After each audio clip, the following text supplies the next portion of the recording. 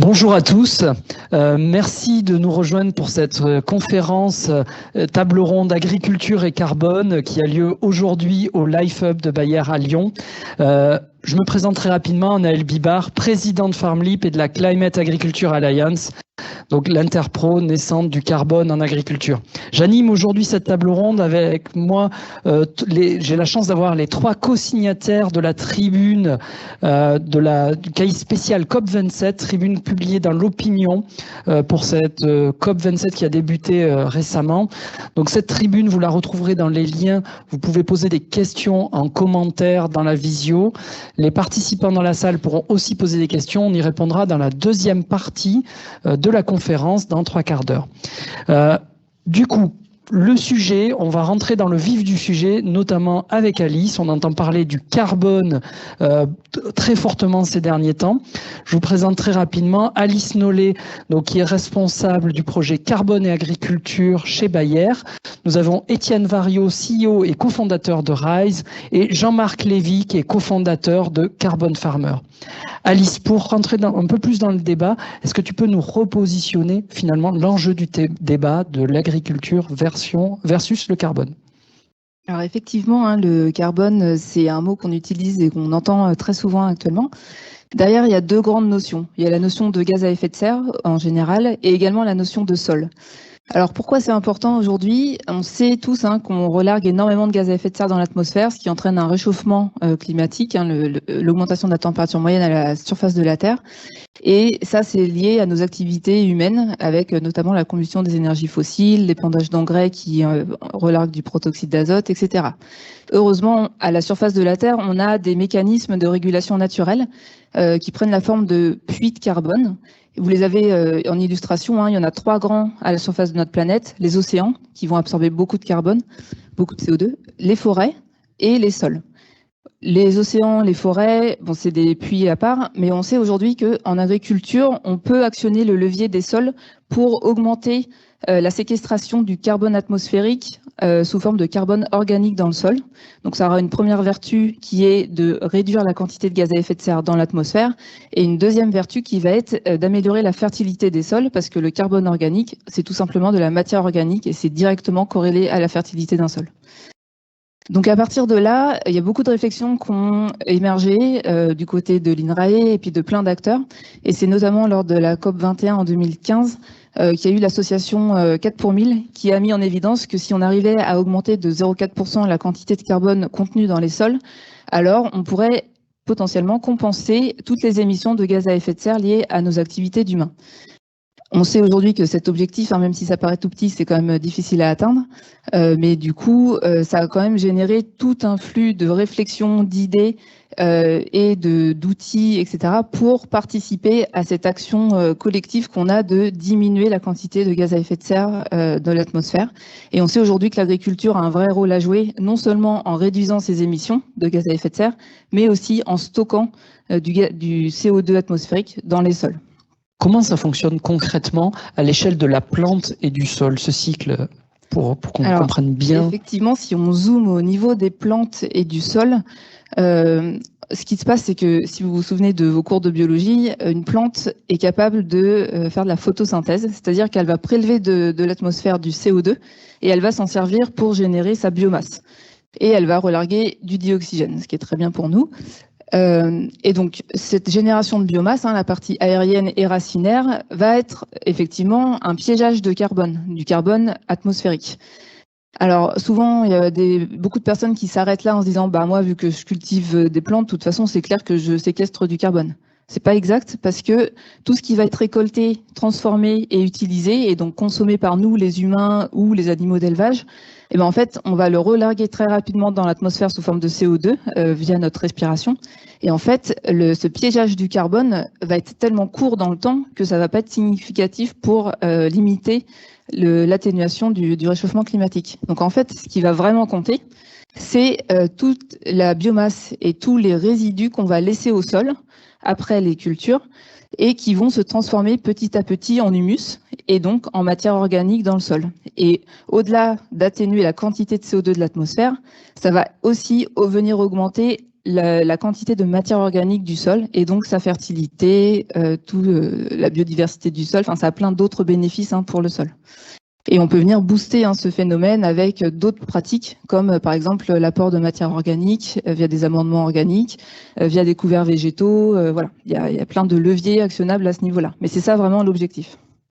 Donc on comprend qu'il y a des multiples bénéfices à travailler cette séquestration du carbone, notamment la résilience à la sécheresse, la résilience à l'excès d'eau, du moins les autres bénéfices agronomiques qu'on cite souvent dans les conférences que vous avez peut-être vues jusque-là, à travailler cette séquestration du carbone. Mais quels sont les principaux leviers que les agriculteurs peuvent actionner pour séquestrer du carbone efficacement, et de quel volume on parle ?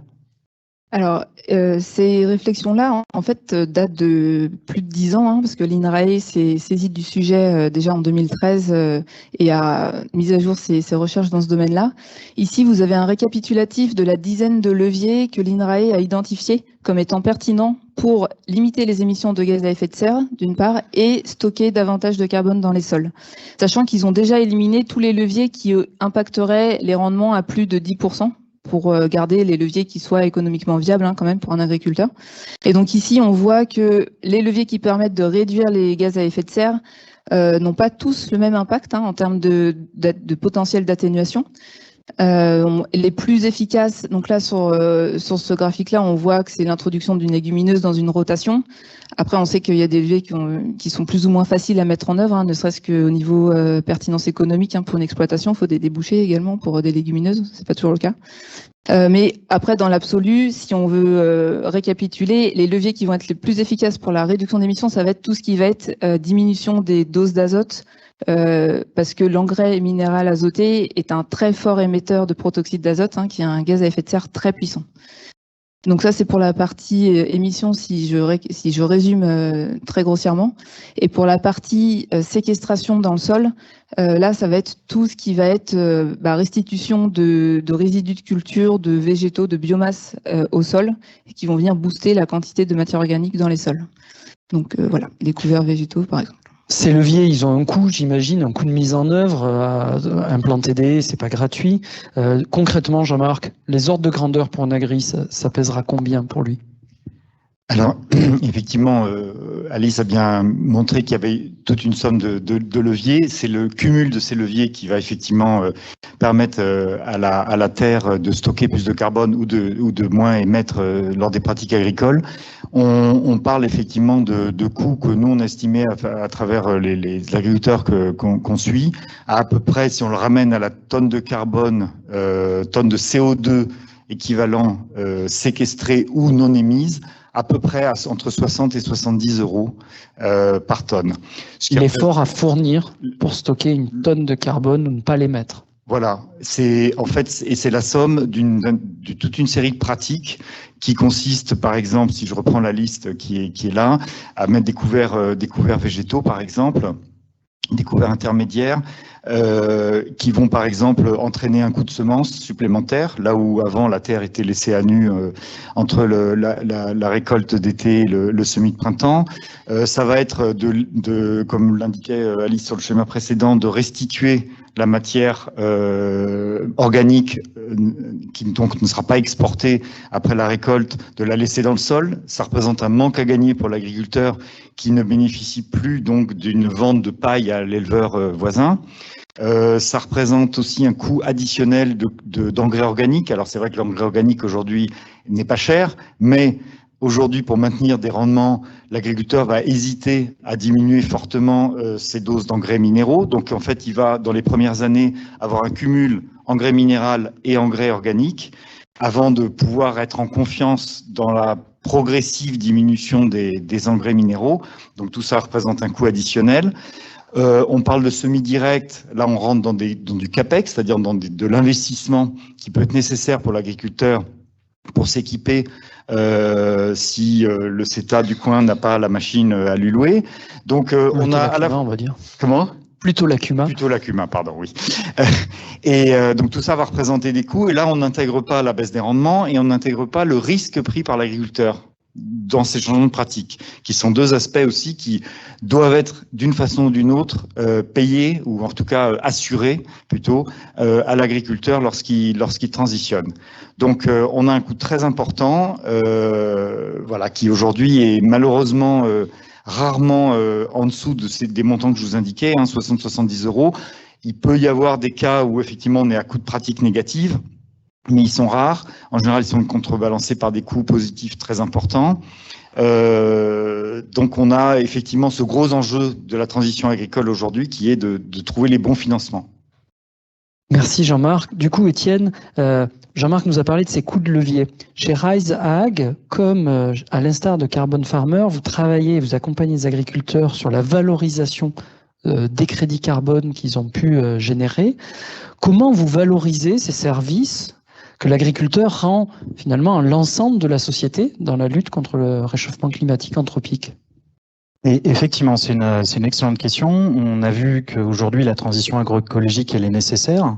On a vu qu'il faut y associer des investissements et du coût du côté des agriculteurs.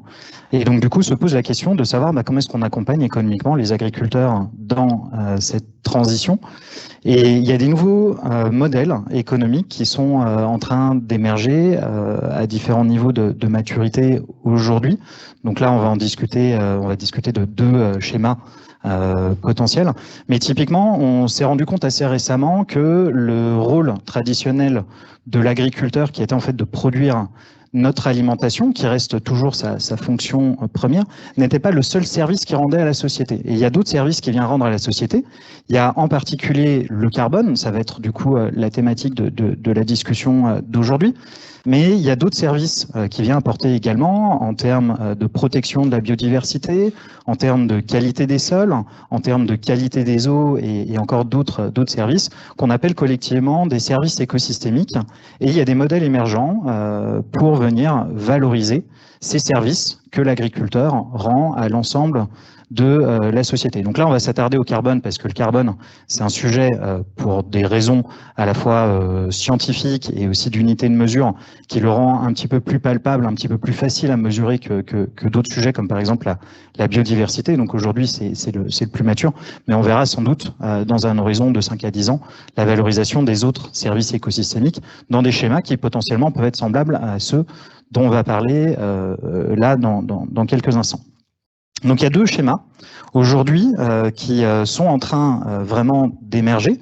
Il y a la valorisation à travers les certificats carbone, on rentrera un petit peu plus dans le détail tout à l'heure, sur le marché volontaire du carbone qui considère en fait l'émission négative que représente l'absorption et le stockage du carbone dans le sol comme étant un actif qui va permettre de contrebalancer par ailleurs des émissions positives dans un bilan carbone de tout type d'entreprise agroalimentaire ou pas. Et donc, du coup, cet actif a de la valeur parce qu'il permet de venir compenser une émission qui aurait lieu par ailleurs. Et on voit que ces schémas-là se développent de concert ou indépendamment.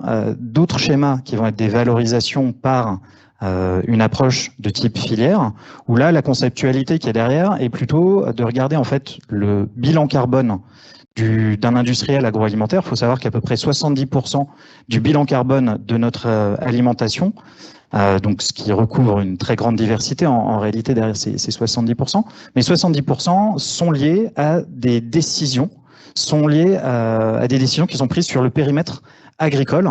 Et donc du coup, les industries agroalimentaires aujourd'hui ont un enjeu extrêmement fort de décarbonation de leurs approvisionnements, et pour ça sont en train de chercher du coup des solutions.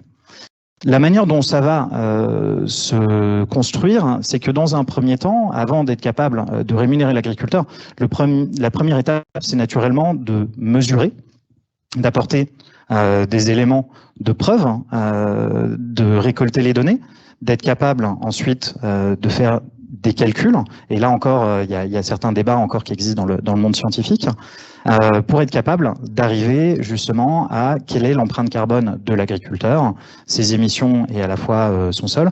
Et pour ça, il faut commencer nécessairement par passer par un outil. Donc là, on a des exemples, on a Rise, il y a le Cool Farm Tool, il y a FarmLeap également, et puis il y a plein d'autres acteurs, Maizy Carbone par exemple, ou Carbon Extract sur le périmètre français. Et ensuite, une fois qu'on a cette photo carbone de l'agriculteur, on va avoir plusieurs manières de le valoriser, en passant par des mandataires pour générer ce qu'on appelle des crédits carbone et les vendre à tout type d'organisation.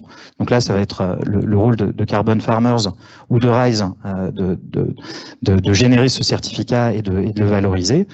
Et ça va, du coup, c'est le nombre de tonnes économisées qu'on va être capable de valoriser. Ça va être un prix à la tonne de carbone. Ou alors dans une approche filière, avec du coup une production à valeur ajoutée de la part de l'agriculteur. Et là, on va plutôt être sur un prix à la tonne de produit qui sort de l'exploitation et qui du coup va être rémunéré par la filière. Très clair, merci pour ce retour. Effectivement, il y a Alice, est-ce que tu peux nous préciser un peu sur ces primes filières, justement comment ça fonctionne? Quels sont les cas qu'on a pu déjà observer fonctionner sur le terrain? Alors c'est vrai que ce schéma de valorisation via les filières est peut-être moins connu actuellement parce qu'on a beaucoup parlé des crédits carbone avec la sortie du label bas carbone. Et effectivement, hein, la valorisation via les primes filières est plus balbutiante du coup, et en plus c'est des contrats entre les agriculteurs et les industries de la transformation. C'est pas forcément publié tant que il n'y a pas vraiment de résultat, donc enfin il n'y a aucune obligation de déclaration, de publication. On a néanmoins entendu quelques pilotes qui se sont lancés. Donc on a par exemple Heineken qui a lancé un programme bas carbone pour essayer de produire des bières bas carbone. On a également McDonald's qui essaye de faire des buns, enfin pour ses pains de burger avoir du blé bas carbone. Mais effectivement pour le moment on n'en est qu'au stade de pilote. Parce qu'il se pose encore différentes questions concernant qui va payer au final. Voilà, donc c'est un sujet qu'on abordera peut-être plus tard. Mais c'est pour le moment ce qui fait que ces primes filières sont moins matures, on va dire, que la partie crédit carbone, c'est le fait qu'on n'a pas de cadre, on n'a pas de référentiel. Donc c'est des choses qui sont en train d'être discutées. Il y a un groupe de travail qui est en train de se monter avec I4CE par exemple, le groupe de réflexion, pour justement définir ce que pourrait être du blé bas carbone. À partir de quel seuil on considère qu'un blé peut être considéré comme étant du blé bas carbone? Comment on va pouvoir définir une ferme bas carbone? Chose que le label bas carbone actuellement ne fait pas. Le label bas carbone a pour objectif de certifier des projets. Donc voilà, donc c'est pour ça, c'est quelque chose qu'on est en train de voir naître et émerger et qui est aussi prometteur, et ça sera probablement un schéma de valorisation qui va coexister avec celui des crédits carbone à moyen long terme. Je dirais même que c'est pas potentiellement coexister, il va falloir qu'ils coexistent, puisque si on revient à l'histoire des coûts de transformation aujourd'hui, compte tenu de ce que les entreprises aujourd'hui sont prêtes à payer en crédit carbone ou ce que les entreprises alimentaires seront prêtes à payer en prime filière, il n'y a que la somme des deux qui pourra financer la transition. L'un ne peut pas être exclusif de l'autre. Donc justement, j'en profite pour te relancer cette question sur l'aspect global. C'est quoi le retour sur investissement sur un agriculteur? Parce qu'on voit, il ne faut pas que ce soit que le crédit carbone ou que la filière. Il ne faut pas penser de manière binaire ou unique. Comment il va s'y retrouver en termes de retour sur investissement, d'après toi, Jean-Marc? Alors effectivement, si on parle de retour sur investissement purement financier, si on met en regard d'un côté le coût de transition et de l'autre les financements qui proviendront donc et ou des crédits carbone et ou primes filières, on arriverait, mettons, à financer pile cette transition. L'objectif est peut-être d'aller au-delà pour convaincre les agriculteurs mainstream, donc la grande majorité des agriculteurs qui aujourd'hui n'ont pas entamé une démarche de transition, de changement de pratique, pour les inciter plus fortement à travers ce qui sera non seulement un paiement de leur transition, mais peut-être une rémunération additionnelle, sans promettre non plus la lune, mais au moins d'avoir un matelas suffisant pour leur permettre d'absorber ce qui pourrait être une légère baisse des rendements, par exemple en année 1, 2, 3, ce qui pourrait être un risque lié au test and learn du fait d'implanter des nouvelles pratiques. Donc il faut effectivement, on est sur ce cumul.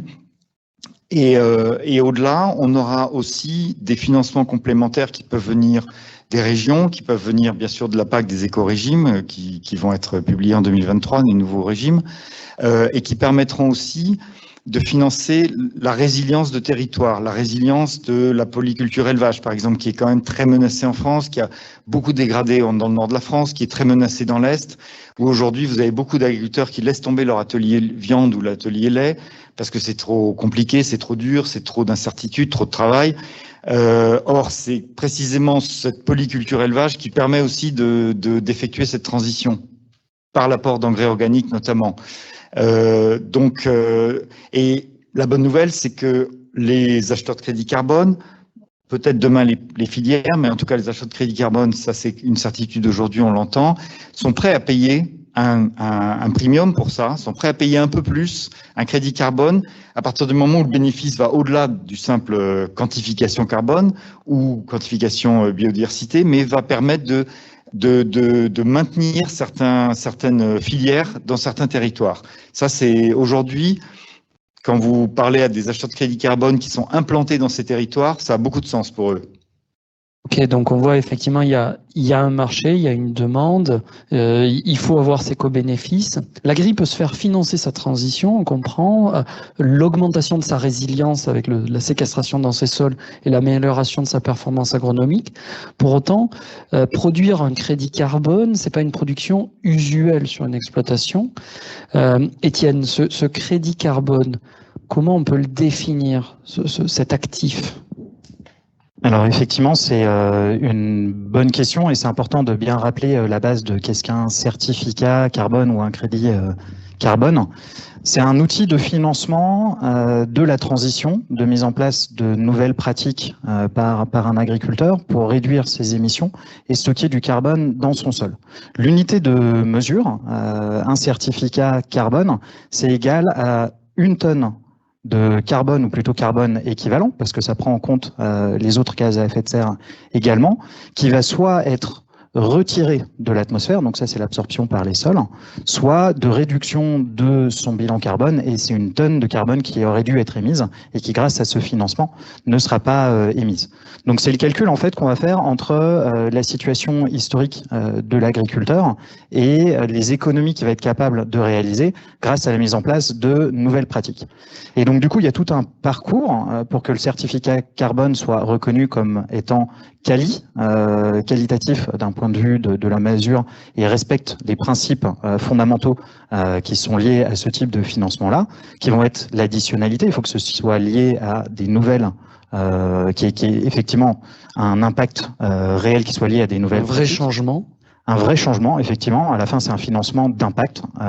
Et tous ces principes vont permettre de qualifier cet impact, s'assurer qu'il y a bien des nouvelles pratiques. Donc ça s'appelle l'additionnalité.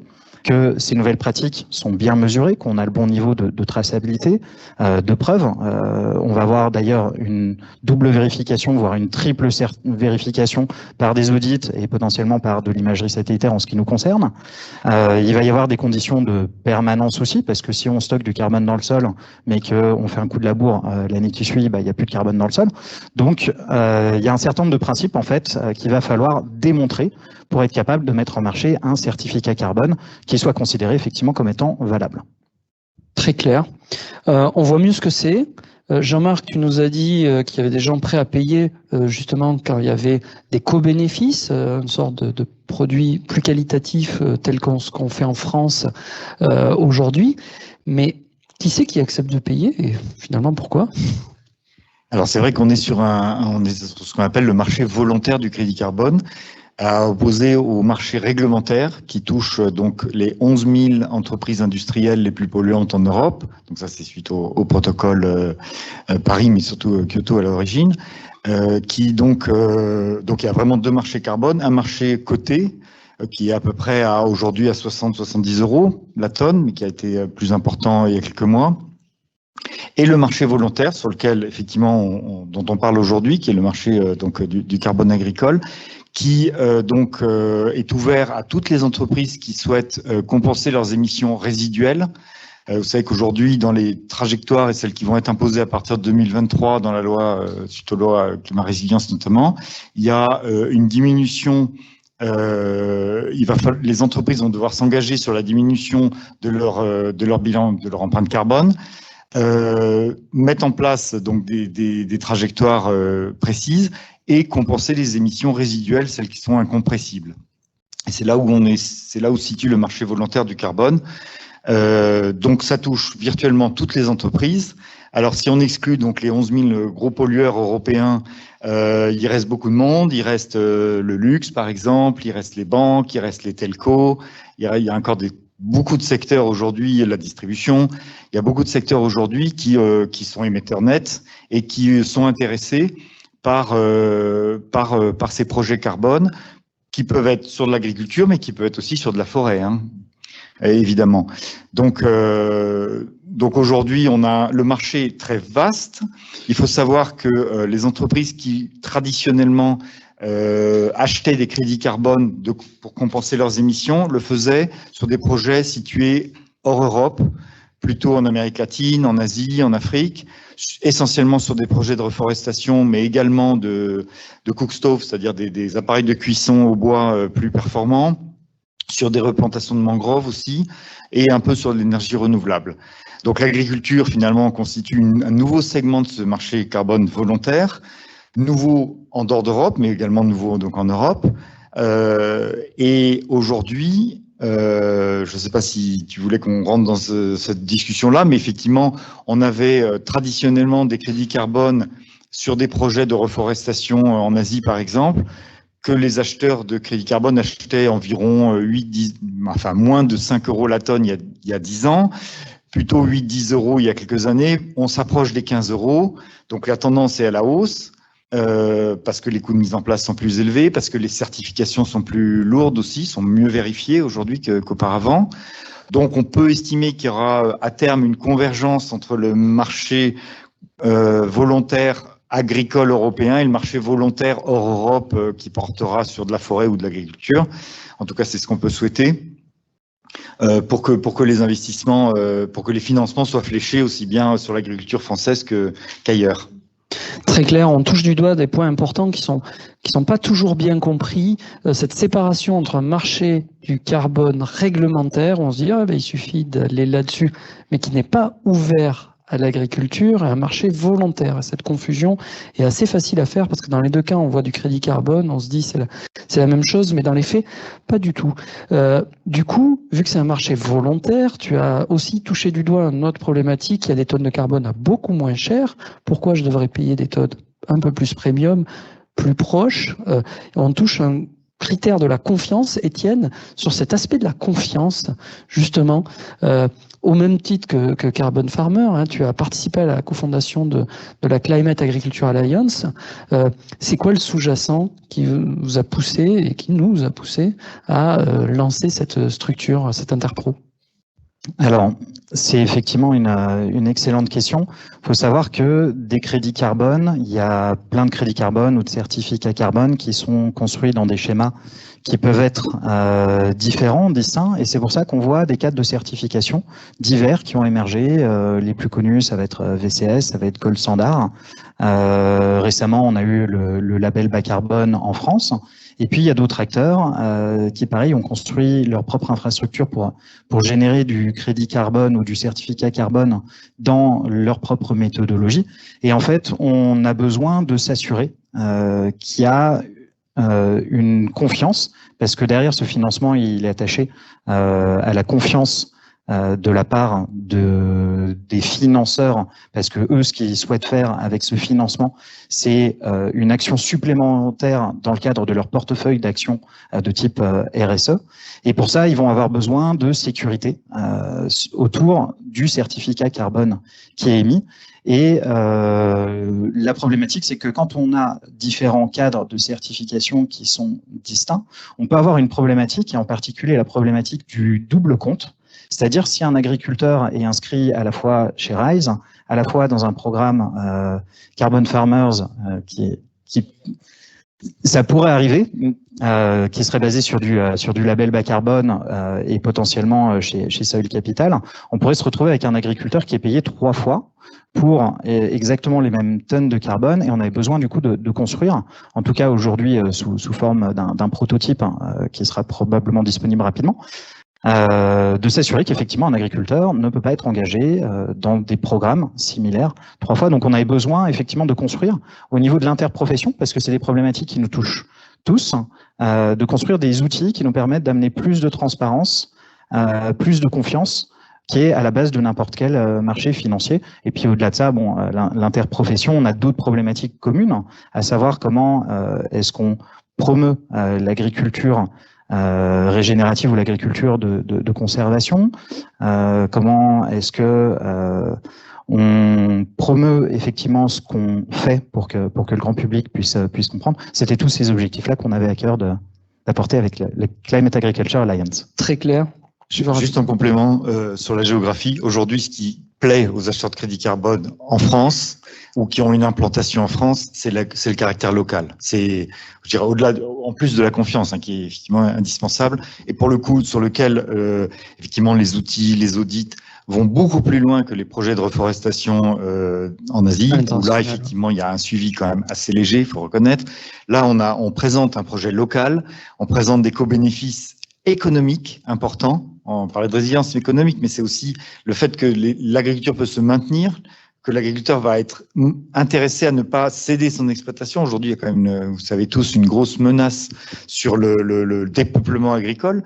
Enfin, depuis un certain temps, mais là qui va s'accentuer avec la pyramide des âges. Donc, le fait d'avoir du local et le fait de défendre et de maintenir une agriculture locale, aujourd'hui, fait vraiment partie des motivations des acheteurs. Et nous, on insiste vraiment là-dessus. C'est un enjeu avec fort. Le plus possible de métriques possibles. Alors, on ne va pas donner l'évolution des revenus de l'agriculteur à l'acheteur de crédit carbone, mais quelque part, idéalement, il faudrait pratiquement pour montrer le co-bénéfice essentiel que représente la pérennité d'une exploitation. Très clair. C'est un actif immatériel et nouveau, ce crédit carbone. Factuellement, quand est-ce qu'il est produit? Du coup, quand est-ce qu'on le vend, Étienne? Comment on l'émet? Étienne et Jean-Marc. Je commence. Donc, alors, un crédit carbone, effectivement, c'est virtuel, ou en tout cas, c'est pas virtuel, mais c'est immatériel. Donc, on commence toujours par un T0 qui est une phase amont de diagnostic, qui a 2 objectifs. D'abord, de calculer une projection par rapport à une situation actuelle, donc de mesurer le niveau de séquestration ou de réduction d'émissions qui seront atteints avec un projet. Et la deuxième chose, c'est d'expliquer, de montrer à l'agriculteur l'intérêt ou non il a à passer sur un projet bas carbone. Donc c'est vraiment une phase d'audit absolument essentielle qui est faite parfois par l'agriculteur seul, s'il connaît très bien les pratiques et le levier à actionner, on en a quelques-uns, mais la plupart sont accompagnés par un technicien, par un consultant. Alors, ça peut être un technicien de COP, ça peut être un technicien de chambre d'agriculteur, du contrôle technique laitier. On a plusieurs cas de figure. Donc, c'est des gens qui vont l'aider à déjà remplir les données, puisqu'on parle d'outils dans lesquels on doit renseigner des données. Renseigner les données sur le sol, sur les pratiques, sur l'assolement évidemment, et à partir de là, donc on a un bilan carbone de la ferme qui ne signifie pas forcément grand-chose, parce que de dire que j'émets 3 tonnes de CO2 par hectare par an sur mes grandes cultures, bon, bah oui, so what, ça donne une information, mais c'est pas très opérationnel. En revanche, après, c'est la base pour une deuxième discussion qui est d'explorer avec l'agriculteur les leviers potentiels d'action que présentait Alice, donc effectivement d'élargir l'assolement, d'introduire des couverts intermédiaires, d'exporter ou de restituer les résidus de culture. Donc toute une série de leviers, il y en a 13 sur le label bas carbone en France, c'est assez proche sur les autres labels. Et en fait, cette phase est très importante parce qu'elle va permettre d'explorer et d'évaluer par modélisation la baisse d'émissions et la séquestration potentielle au bout des 5 ans du projet. Donc ça, c'est la Une phase très importante à l'issue de laquelle l'agriculteur va décider ou pas de lancer son projet bas carbone. Donc on voit, il y a vraiment un process, un suivi, un engagement de l'agriculteur dans la durée. Alice, vous avez identifié aussi par votre action, et par vos programmes sur le carbone en France, vous avez identifié, et vous m'avez parlé d'un frein tout à l'heure qui était lié à l'aspect données. On comprend, il y a de la collecte de données pour l'implémentation des pratiques. Comment lever ces freins liés à la donnée auprès de l'agriculteur? Alors effectivement, un des gros pain points actuellement pour ces bilans carbone, c'est le temps nécessaire pour la saisie de données. Ça peut aller de quelques heures pour certains outils à parfois jusqu'à 2 jours. Donc c'est énorme pour un agriculteur. Et pour les TC qui le font souvent pour leurs agriculteurs, c'est encore plus, parce que faut multiplier par le nombre d'agriculteurs. Donc c'est pour ça que nous, on a identifié ce pain point assez tôt. Et c'est pour cette raison que chez Bayer, on a décidé de développer un outil qu'on appelle un module carbone pour le moment, qui va permettre de collecter les données de manière quasi automatique au moment où l'agriculteur est sur sa parcelle, dans son tracteur, et qui vont directement envoyer ces données vers les calculateurs carbone. Donc ça va d'une part éviter ce temps de saisie vraiment laborieux du coup pour les agriculteurs, ça va éviter tout ce qui est erreur de saisie, parce que évidemment, et puis dès qu'on se trompe, ça a des répercussions quand même importantes sur le bilan final, et ça va mettre en confiance également les financeurs, c'est-à-dire ceux qui vont payer les crédits carbone ou les primes filières.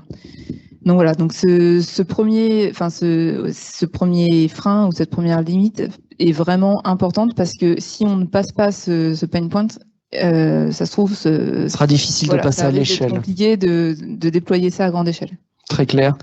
Jean-Marc et Étienne, vous qui avez accompagné pas mal d'agriculteurs aussi sur le terrain, sur les crédits carbone, quels sont les autres freins? Parce que s'il y avait que ce frein-là, entre guillemets, on aurait peut-être pu déjà le passer en y mettant un petit peu d'effort, sinon tout le monde y serait déjà. Qu'est-ce que vous avez identifié comme autre frein au passage à l'échelle pour que tous les agriculteurs basculent? Bon, je vais commencer par en présenter un qui est qui n'est pas un frein, mais plutôt une question qu'a l'agriculteur, c'est comment je vais faire? C'est-à-dire qui va m'accompagner? Comment je vais être accompagné? Donc il y a, puisqu'on parle de pratiques qui, même si elles sont connues et qu'elles sont, on va dire, qu'elles sont parfois ancestrales, il y a quand même eu une perte de savoir-faire. Donc aujourd'hui, une des grandes questions des agriculteurs, c'est effectivement comment vous allez répondre à mes questions tout au long de l'implémentation du projet en termes de connaissances agronomiques et de connaissances des sols. C'est-à-dire que l'agriculteur a souvent une connaissance supérieure des plantes, de l'aérien donc plus que des sols. Et c'est ça aujourd'hui la grande question. Donc ça passe par des formations, ça passe par du partage de contenu, ça passe par une collaboration avec toute la chaîne, donc qui va de l'amont, de Bayer, jusqu'au pourquoi pas au conseil agronomique des filières, puisqu'aujourd'hui on a des filières qui aussi envoient des conseillers sur le terrain, en passant évidemment par les conseillers des chambres d'agriculture, par ceux des COP, par ceux des négoces. Donc il y a du monde, il y a des sociétés privées aussi de conseil évidemment. Donc il y a du monde. Je dirais la difficulté va plus être peut-être d'accorder le discours, de rendre l'accompagnement cohérent et que éviter que l'agriculteur ait des injonctions un peu différentes et contradictoires tout au long de son projet. Qu'on l'envoie vers une stratégie HVE avec finalement des problématiques qui pourraient être opposées sur une problématique IFT, biodiversité, et qui ne matcherait pas avec une problématique carbone, par exemple. Par exemple, tout à fait. Étienne, de ton côté, qu'est-ce que tu as pu identifier aussi comme autre frein que vous avez travaillé à lever? Alors, je suis 100% d'accord avec tout ce qui vient d'être dit, à la fois la problématique de la donnée, presque plus que du calcul, parce que finalement, le calcul, on trouve les compétences dans l'écosystème, c'est la partie la plus simple à faire. Je suis 100% d'accord aussi avec la partie mise en place du projet, qui est compliquée, parce qu'il faut l'accès à la connaissance, il faut l'accompagnement terrain, enfin, il y a toute une connaissance qu'il faut mettre en œuvre sur le terrain. Et puis il y a la question dont on a quand même pas mal parlé avec la valorisation, qui est la question économique. Donc on a vu qu'il y avait des coûts, qu'il y avait différents leviers qu'on pouvait mettre en face. Il y a aussi des problématiques dans la valorisation économique qui sont un agriculteur qui s'engage dans une transition, dans un changement de pratique. Il y a des risques qui sont associés. À minima, il y a des risques qui sont perçus, parce que forcément, quand on change la recette, ça fait un petit peu peur. Et il y a des questions de couverture, en particulier de ce risque-là. Nous, c'est une question qu'on s'est posée et on a engagé aujourd'hui des travaux avec un assureur français autour de ce sujet-là pour développer un produit d'assurance pour aider les agriculteurs à plus facilement s'engager et qu'ils n'aient pas, en tout cas, ce risque qui soit couvert.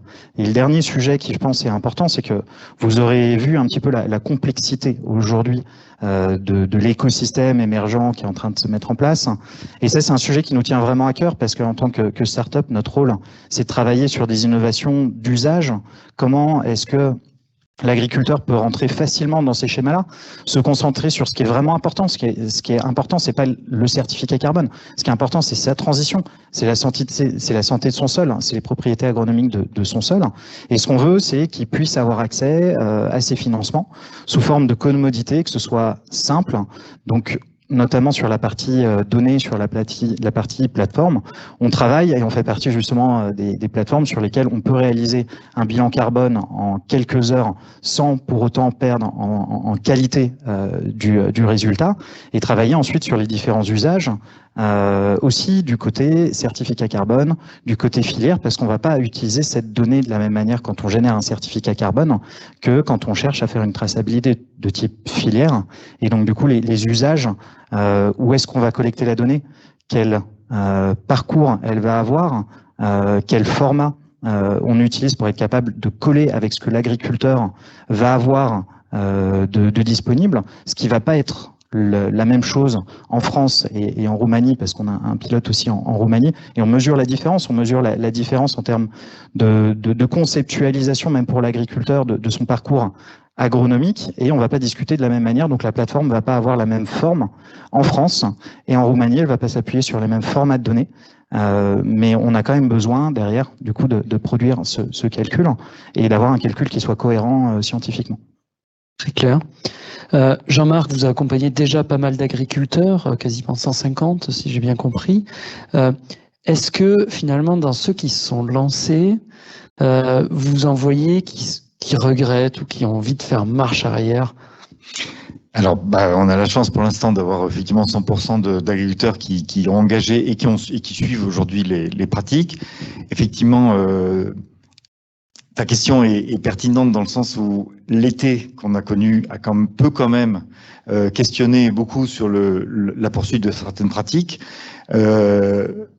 sachant que le bénéfice sera plus à long terme, c'est-à-dire conserver l'humidité des sols, la résilience, c'est quelque chose qui se travaille sur plusieurs années. 1% de matière organique, hein, c'est 22-23 mm d'eau, c'est un tour d'eau gagné, 1% de matière organique, hein, c'est énorme. C'est énorme, voilà, mais on ne va pas le voir tout de suite. Or, aujourd'hui, voilà, on a un problème immédiat, donc effectivement, on a toujours cette ambivalence entre travailler le long terme et répondre aux questions et répondre aux objectifs très court terme, notamment quand on a une filière qui continue d'imposer les mêmes calibrages de production, par exemple, où là, effectivement, on peut se poser la question, est-ce que je fais plaisir je réponds au cahier des charges filière plutôt que de répondre au cahier des charges d'agriculture régénérative. Donc, oui, mais pour le moment, effectivement, tous nos agriculteurs poursuivent la démarche, sont convaincus. Je dirais, pour rester quand même modeste, on a aujourd'hui essentiellement convaincu des agriculteurs précurseurs, pionniers, c'est-à-dire ceux qui sont vraiment convaincus de la démarche et qui, même si elle est compliquée, poursuivent parce qu'ils sont engagés au fond d'eux-mêmes, que ça soit pour des raisons de conviction écologique, que ça soit pour transmettre une terre à leurs enfants qui aura de la valeur. Donc, peut-être qu'aujourd'hui, le calcul est plus facile pour eux parce qu'ils sont convaincus, ils savent pourquoi ils le font. On en reparlera peut-être plus dans le cadre d'une massification de la démarche sur des agriculteurs qui restent, pour certains d'entre eux, encore à convaincre. Je me rappelle d'un agriculteur qui parlait de la notion patrimoniale, notion qui est quand même chère aux agriculteurs, la transmission du patrimoine qu'ils ont reçu. Il disait ça me coûterait trop cher de détruire le capital que j'ai reçu de mes parents, que je veux léguer à mes enfants, et la terre, l'attachement à la terre des agriculteurs, il est fort. Et là, quand on comprend l'importance du sol vivant, on comprend l'attachement qu'ils peuvent avoir. On arrive au bout du temps de cette conférence.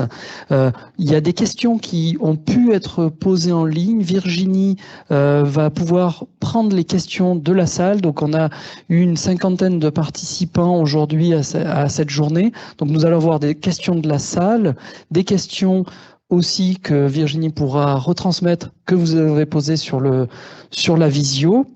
Et l'ensemble de nos acteurs seront ravis d'y répondre.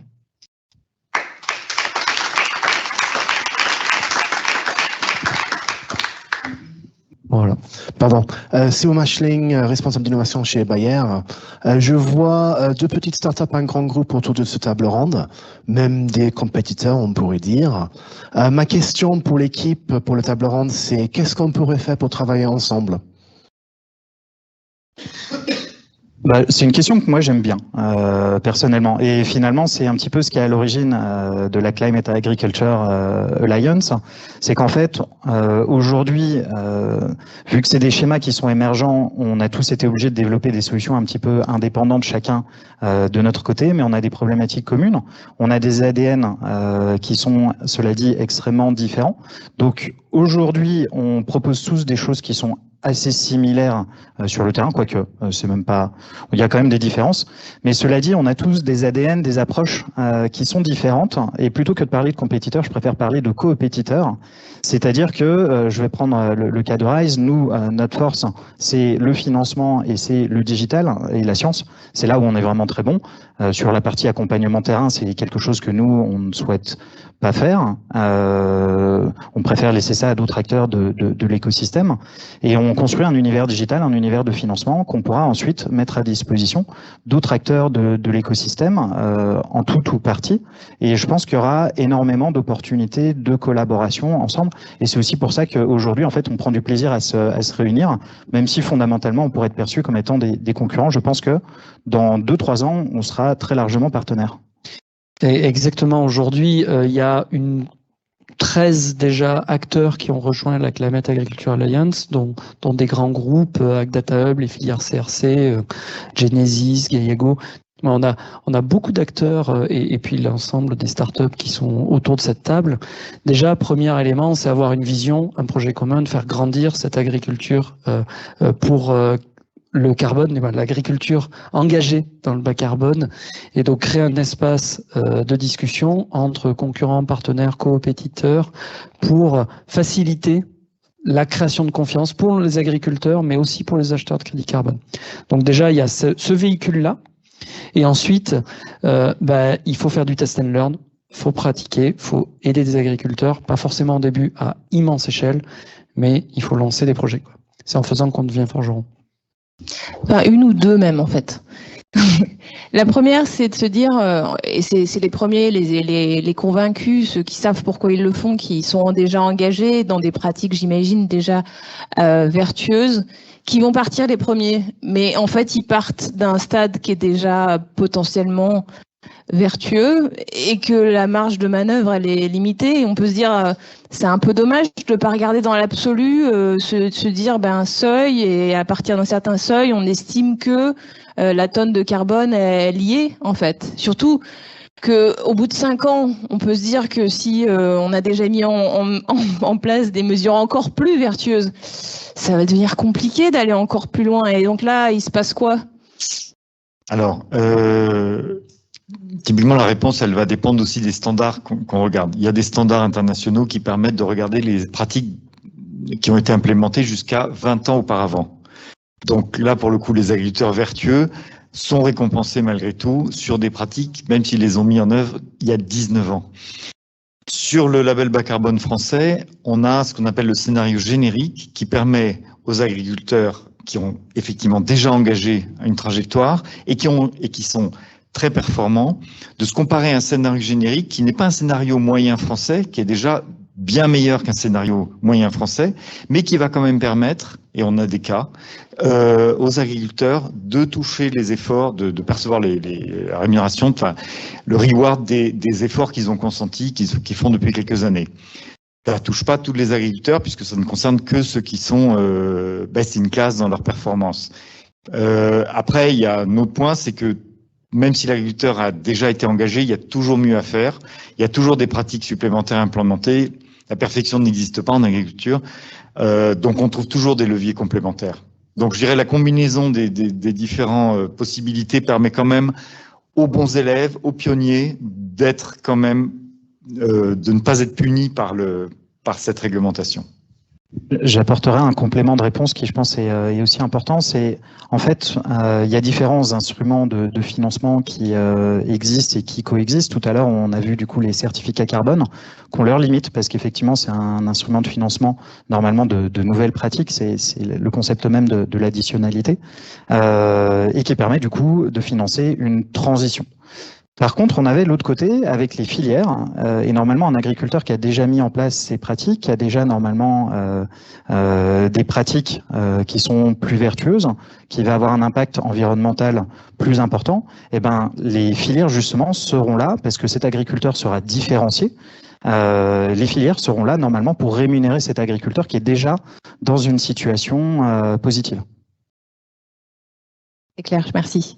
Mais j'ai quand même un autre élément de question que je mettais à table l'autre jour, tout à l'heure, plutôt dans l'atelier, en termes de questions. C'est ce qui me manque, moi aussi, c'est en fait, quand on parle de produire et des émissions qu'on va éviter, la meilleure façon de moins émettre, c'est de maximiser l'output, enfin le débouché. La finalité, c'est quand même de produire de l'alimentation. Donc, exactement, cette notion de tonnes produites.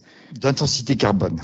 D'intensité carbone à la production. Et là, vous touchez du doigt, effectivement, un sujet délicat et sur lequel, je pense, personne n'a la réponse, qui est entre l'intensification de l'agriculture et donc la maximisation du rendement et les pratiques agroécologiques, il peut y avoir un écart. Je citerai le laitier. Vous baissez l'intensité carbone du lait en réduisant l'écart entre deux vélages, en réduisant l'âge au premier vélage. Et ça ressemble à, en fait, on pousse la vache, c'est-à-dire on pousse la vache à produire plus fréquemment, à maintenir une courbe de lactation élevée. Et effectivement, ça la fragilise. Et donc, le nombre de lactations sur ces exploitations qui sont plus intensives a tendance à diminuer. Donc, il y a un équilibre à trouver et oui, On touche à une autre partie du débat qui devient politique et qui n'est plus agronomique, dans le sens où l'agriculture doit produire pour nourrir une population. Il y a quand même cette mission rivée au cœur de l'agriculture et donc, de fait, soit on considère qu'on va manger moins de lait, on va manger moins, mais bon, ça a des limites. On n'est pas déjà dans de l'excédent. La période de l'excédent de production est plutôt derrière nous, quand on regarde les projections, que devant nous. Les montagnes de beurre, c'est terminé. Donc, de fait, il faut quand même penser à réduire les émissions dans notre assiette. Et donc, la quantité dans notre assiette, c'est pas qu'en réduisant cette quantité donc, l'intensité carbone a une valeur dans la réflexion. Et c'est d'ailleurs la méthode qui est poursuivie en lait dans la réduction des émissions du scope 3. C'est une question très rapidement qui permet aussi de prendre de la hauteur par rapport au sujet qu'on a présenté. On a beaucoup parlé de carbone, mais le carbone, il intervient dans un ensemble de critères et on va essayer de maximiser. C'est une décision, comme tu le disais, politique. Est-ce qu'on préfère du coup intensifier pour essayer de localiser un maximum et d'avoir une productivité entre guillemets de la pollution qui est plus importante, qui est un débat qui est aussi dans d'autres industries, pas du tout que dans l'agriculture. Mais à la fin, il faut prendre de la hauteur et se dire le carbone est un des sujets qu'on va chercher à optimiser, mais qu'on va chercher à optimiser dans un ensemble d'autres critères sociaux, environnementaux. Et le carbone est un des critères importants, mais c'est pas du tout le seul. Et justement, le bien-être animal fait partie de plus en plus des critères imposés par les filières. Absolument. Donc, c'est bien un équilibre à trouver entre effectivement intensification de la production animale et respect, et intensité carbone.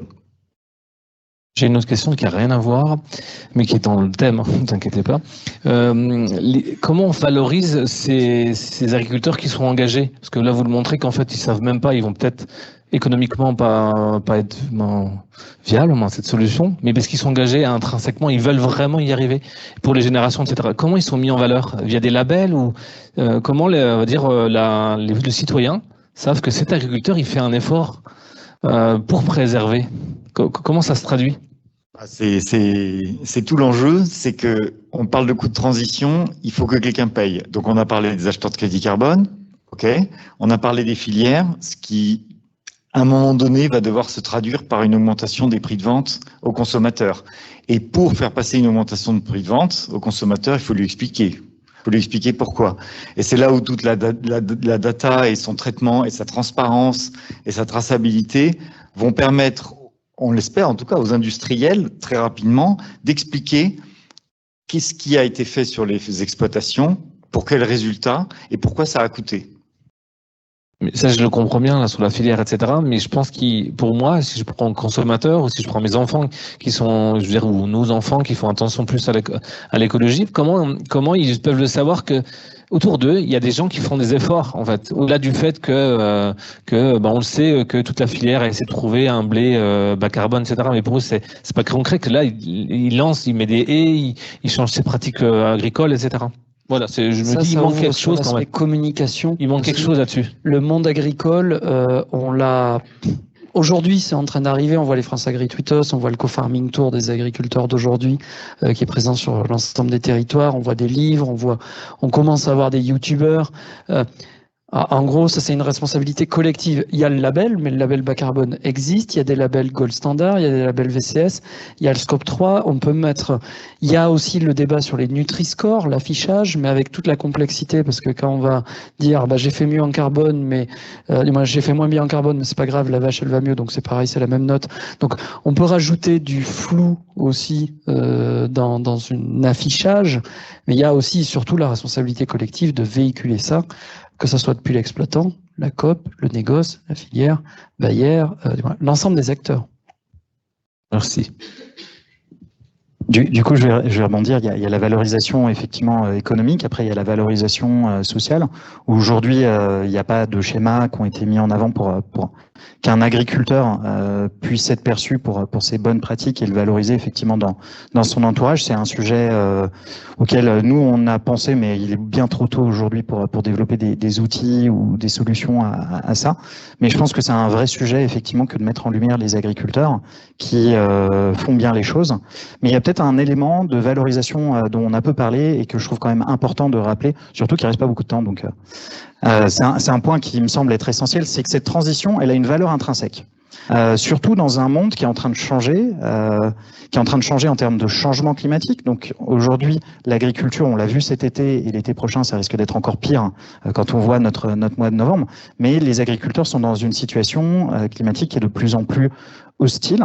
Dans une situation macroéconomique qui est de plus en plus compliquée, avec de la volatilité sur les prix, avec Yara qui nous a annoncé moins 70% sur certains types d'engrais. On a des problématiques d'eau, et puis on a des problématiques aussi d'érosion, de désertification. Et fondamentalement, cette transition, elle est importante pour un mot qui je trouve important, c'est la résilience. La résilience de l'agriculture face à l'ensemble de ces chocs et dans le cadre d'un monde qui change. Donc cette transition, on parle de carbone, mais elle est importante en soi pour notre sécurité alimentaire et pour notre résilience dans un monde qui change. On arrive à la fin du temps de cette conférence. Merci pour votre écoute. On n'a pas pu répondre à l'ensemble des questions qui ont été posées. Donc, vous avez eu la chance d'avoir aujourd'hui les signataires de la tribune parus dans l'opinion. Ça va être publié aussi dans le chat, la référence de cette tribune à l'occasion du cahier spécial de la COP27. S'il y a d'autres questions que vous ne sentiez pas à l'aise de poser en visio, en direct ou par le chat. N'hésitez pas, vous avez les coordonnées des acteurs de la table ronde. Et donc, n'hésitez pas à nous contacter, à nous solliciter. Il y a les réseaux sociaux aussi. Parfois, on est en déplacement, on répond pas aux mails dans l'heure. Vous avez LinkedIn, ça fonctionne. Vous nous interpellez et on aura un plaisir de vous répondre. Merci à tous pour votre écoute, votre patience et vos questions. Et à très bientôt pour parler de carbone à nouveau.